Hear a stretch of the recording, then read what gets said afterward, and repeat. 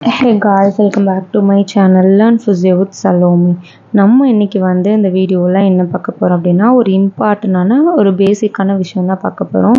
நீங்கள் இப்போ தான் எலக்ட்ரோதெரப்பி ஸ்டார்ட் பண்ணுறீங்க அப்படின்னா இந்த வீடியோ கண்டிப்பாக உங்களுக்கு ஹெல்ப்ஃபுல்லாக இருக்கும்.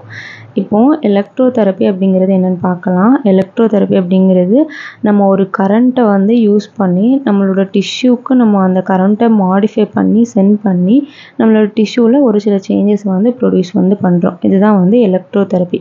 பேசிக்காக என்ன அப்படின்னா எலக்ட்ரோ அப்படின்னா எலக்ட்ரோதெரப்பி modality which is mean by current. ஓகேவா, கரண்ட்டை நம்ம அப்ளை பண்ணுறோம் நம்மளோட பாடியில் எப்படி அப்ளை பண்ணுறோம்? த்ரூ ஸ்கின் மூலமாக நம்ம அப்ளை பண்ணுறோம். ஓகேவா, ஸ்கின் மூலமாக அப்ளை பண்ணது நம்மளோட டிஷ்யூக்கு போய் இது நிறைய சேஞ்சஸை ப்ரொடியூஸ் பண்ணும்.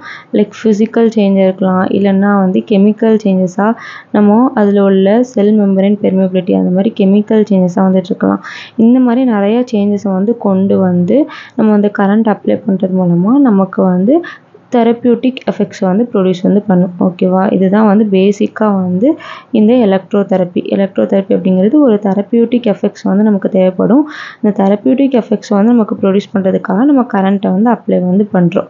இப்போது இந்த எலக்ட்ரோதெரப்பியில் நம்ம ஹோலாக எலக்ட்ரோதெரப்பி 1 and 2 ரெண்டுமே சேர்த்து நம்ம எடுத்துக்கிட்டோம் அப்படின்னா நம்ம பார்க்க வேண்டிய விஷயம் மேஜராக நம்ம பார்க்க வேண்டியது பேசிக்காக நம்ம தெரிஞ்சுக்க வேண்டியது ரெண்டு விஷயம்தான். ஒன்று என்ன அப்படின்னா என்ன டைப் ஆஃப் மொடாலிட்டி அப்படிங்கிறத தெரிஞ்சுக்கணும். என்ன டைப் ஆஃப் கரண்ட் நம்ம பாடிக்குள்ளே போகுது அப்படிங்கிறத வச்சு 3ஆக டிவைட் பண்ணுறாங்க. ஒன்று லோ ஃப்ரீக்வன்சி கரண்ட், இன்னொன்று மீடியம் ஃப்ரீக்வன்சி, இன்னொன்று ஹை ஃப்ரீக்வன்சி. ஓகேவா, இதில் எலக்ட்ரோதெரப்பி 1ல் நீங்கள் என்ன படிப்பீங்க? இது ரெண்டு எலக்ட்ரோதெரப்பி 1ல் படிப்போம். இதே 2ல் ஹை ஃப்ரீக்வன்சி மட்டும் நம்ம படிப்போம். ஓகேவா, இப்போது இதில் லோ ஃப்ரீக்வன்சினா என்ன, மீடியம் ஃப்ரீக்வன்சினா என்ன, ஹை ஃப்ரீக்வன்சினா என்ன? இப்போ லோ ஃப்ரீக்வன்சி அப்படிங்கிறது என்ன அப்படின்னா நமக்கு ஃப்ரீக்வன்சி அப்படிங்கிறது நார்மலாக நமக்கு ஃப்ரீக்வன்சி அப்படிங்கிறது எவ்வளோ நம்பர் ஆஃப் பல்ஸ் ஒரு செகண்டில் எவ்வளோ நம்பர் ஆஃப் பல்ஸ் நம்ம பாடிக்கு டெலிவர் பண்ணுறோம், அதுதான் ஃப்ரீக்வன்சி. ஓகேவா, இப்போ இந்த லோ ஃப்ரீக்வன்சி அப்படிங்கிறது என்ன அப்படின்னா நமக்கு 10 Hz to 1000 Hz. ஓகேவா, 10 Hz to 1000 Hz low frequency. இதே மீடியம் ஃப்ரீக்வன்சி அப்படிங்கிறது 1000 Hz to 10,000 Hz. ஓகேவா, 1000 Hz to 10,000 Hz நமக்கு மீடியம் ஃப்ரீக்வன்சி வரும். இதே ஹை ஃப்ரீக்வன்சி அப்படிங்கிறது கிரேட்டர் தென் 10,000 Hz. 10,000 Hzக்கு மேலே போனாலே நமக்கு ஹை ஃப்ரீக்வன்சி வரும். இது பேசிக்காக தெரிஞ்சுக்க வேண்டிய விஷயம்.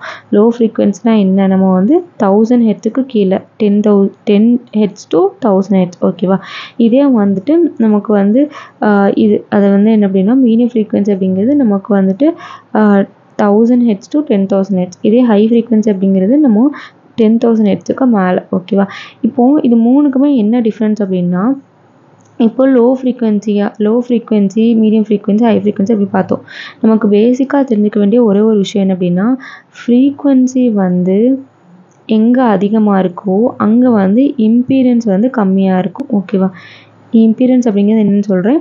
இந்த ஃப்ரீக்வன்சி நமக்கு அதிகமாக இம்பீடன்ஸ் கம்மியாக இருக்கும். இம்பீடன்ஸ் அப்படிங்கிறது என்ன அப்படின்னா ஸ்கின்னோட ரெசிஸ்டன்ஸ் அப்படின்னா நம்ம நார்மலாக என்ன பார்த்தோம், இப்போ கரண்ட்டை நம்ம ஸ்கின்னு மேலே வச்சு தான் கொடுக்கும். ஸ்கின் மேலேனா ஸ்கின்னில் எலக்ட்ரோட ப்ளேஸ் பண்ணி தான் கொடுக்கும். ஓகேவா, ஸோ தட் இங்கே நம்ம ஸ்கின் மேலே ஒரு எலக்ட்ரோடை வச்சு நம்ம கொடுக்கும். ஸோ தட் ஸ்கின்னோட ரெசிஸ்டன்ஸை தாண்டி தான் நம்ம பாடிக்குள்ளே டிஷ்யூக்குள்ளே அந்த கரண்ட் பாஸ் ஆகணும். ஓகேவா, ஸோ தட் இப்போ நமக்கு ஸ்கின்னோட ரெசிஸ்டன்ஸ் கம்மியாக இருந்தது அப்படின்னா நம்ம கொஞ்சம் கரண்ட்லேயே நம்ம ஈஸியாக உள்ளே பாஸ் பண்ணிடலாம்.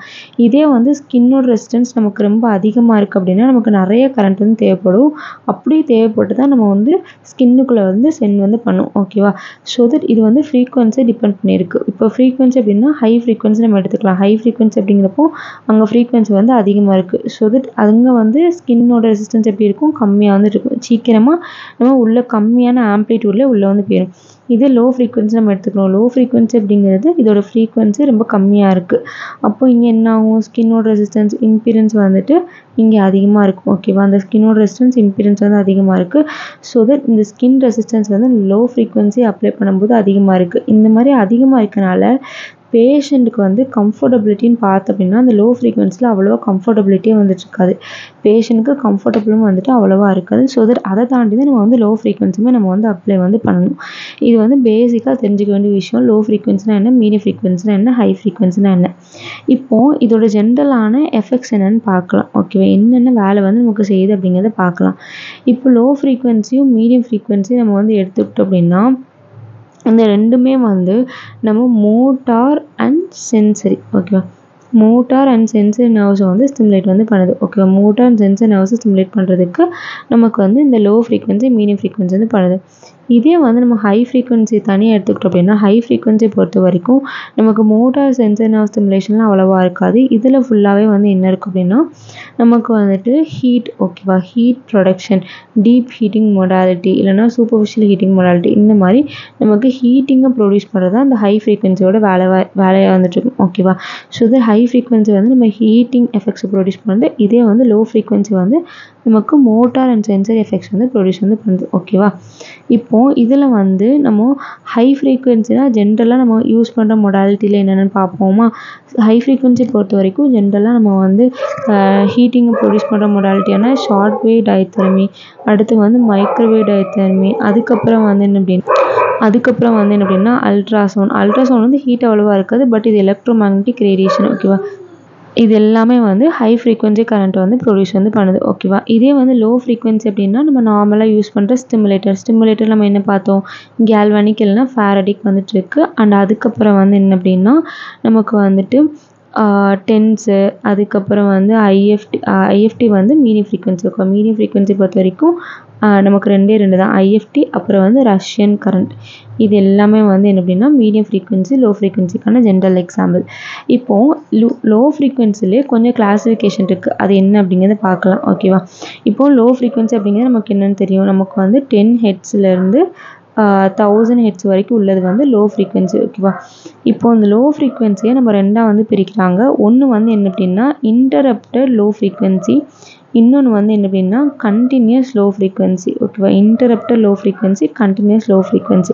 இந்த இன்டரப்டட் லோ ஃப்ரீக்வன்சி அப்படிங்கிறது என்ன அப்படின்னா கொஞ்ச நேரத்துக்கு லோ ஃப்ரீக்வன்சி கரண்ட் வரும், அப்புறம் கொஞ்சம் கேப் வரும், அப்புறம் திருப்பி கரண்ட் வரும். இந்த மாதிரி நமக்கு விட்டு வர்றது வந்து இன்டரப்டட். இதே கண்டினியூஸ் அப்படிங்கிறது ஒரு தடவை நம்ம ஸ்டார்ட் பண்ணோம் அப்படின்னா ட்ரீட்மெண்ட் ஸ்டார்ட் பண்ணலேருந்து எண்ட் பண்ணுற வரைக்கும் நம்ம கண்டினியூஸாக வந்துட்டே வந்துட்டு இருக்கும். இது வந்து என்ன அப்படின்னா நமக்கு கண்டினியூஸ் லோ ஃப்ரீக்வன்சி. ஓகேவா, இப்போ வந்து இந்த இன்டரப்டடில் வந்துட்டு என்ன பார்த்தோம் அப்படின்னா நமக்கு ரெண்டு கிளாஸிஃபிகேஷன் இருக்குது. ஒன்று வந்து என்ன அப்படின்னா நமக்கு ஷார்ட் டியூரேஷன் அப்படின்னா ஒரு கம்மியான டியூரேஷன் அப்படின்னா நமக்கு லெஸ் தென் 1 ms. ஓகேவா, லெஸ் தென் 1 msக்கு கீழே வருது ஷார்ட் டியூரேஷன். இன்னொன்று வந்து என்ன அப்படின்னா லாங் டியூரேஷன் அப்படிங்கிறப்போ நம்ம அதிகப்படியான ரொம்ப நேரம் வந்து இந்த கரண்ட் வந்து டெலிவரி ஆகிட்டே வந்துட்டு இருக்கும். ஓகேவா, ரொம்ப டியூரேஷன் ஆஃப் பல்ஸில் வந்து டெலிவரி பண்ணிகிட்டே இருக்கும். இது வந்து ஒரு கிளாஸிஃபிகேஷன். ஓகேவா, லோ ஃப்ரீக்வன்சியை நம்ம இன்டரப்டடாக பிரிக்கிறோம், அப்புறம் வந்து கண்டினியூஸாக வந்து பிரிக்கிறோம். இன்டரப்டடில் நமக்கு ஷார்ட் டியூரேஷன் அப்புறம் வந்து லாங் டியூரேஷன் வந்துட்டு இருக்குது. இப்போது இந்த ஷார்ட் டியூரேஷன் நமக்கு என்னென்ன வரும் அப்படின்னா ஷார்ட் டியூரேஷன் அப்புறம் வந்து என்ன அப்படின்னா லாங் டியூரேஷன். ஓகேவா, short duration and long duration. இப்போது இந்த ஷார்ட் டியூரேஷன் நமக்கு என்னென்ன வரும் அப்படின்னா ஷார்ட் டியூரேஷன் பொறுத்த வரைக்கும் நமக்கு வந்துட்டு ஃபேரடிக் கரண்ட் நமக்கு எல்லாருக்குமே தெரிஞ்சது. ஃபேரடிக் கரண்ட் வந்து ஒரு ஷார்ட் டியூரேஷன் கரண்ட். இது எதுக்கு யூஸ் பண்ணுவோம், நம்ம இன்னர்வேட்டட் மசிலில் ஸ்டிமுலேட் பண்ணுறதுக்கு யூஸ் வந்து பண்ணுவோம். ஓகேவா, அதுக்கப்புறம் வந்து என்ன அப்படின்னா டென்ஸுமே வந்துட்டு நமக்கு வந்துட்டு எப்படி இருக்குது அப்படின்னா ஒரு ஷார்ட் டியூரேஷன் பல்ஸ்டு கரண்ட்டாக வந்துட்டுருக்கு.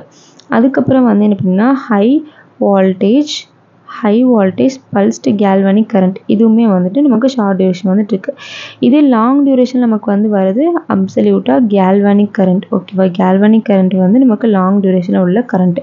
ஸோ இதுதான் வந்து short and long duration of and low frequency. இப்போ கண்டினியூஸ் அப்படிங்கிறது கண்டினியூஸாக நம்ம வந்து அயன்டோஃபோரோசிஸில் ஸ்பெஷலாக யூஸ் பண்ணக்கூடிய கரண்ட். இந்த அயன்டோஃபோரோசிஸ் அப்படிங்கிறது என்னது, நம்ம கரண்ட்டை யூஸ் பண்ணி அயான்ஸை வந்து நான் இன்வேசிவ் மெத்தடாக நம்ம ஸ்கின்னுக்குள்ளே வந்து டெலிவரி வந்து பண்ணுறது. இந்த அயன்டோஃபோரோசிஸ்க்கு வந்து நம்ம கண்டினியூஸாக கரண்ட் வந்துட்டு இருக்கணும். ஸோ கண்டினியூஸ் அயன்டோஃபோரோசிஸ் வந்து நம்ம யூஸ் வந்து பண்ணும். ஓகேவா, இது வந்து லோ ஃப்ரீக்வன்சி.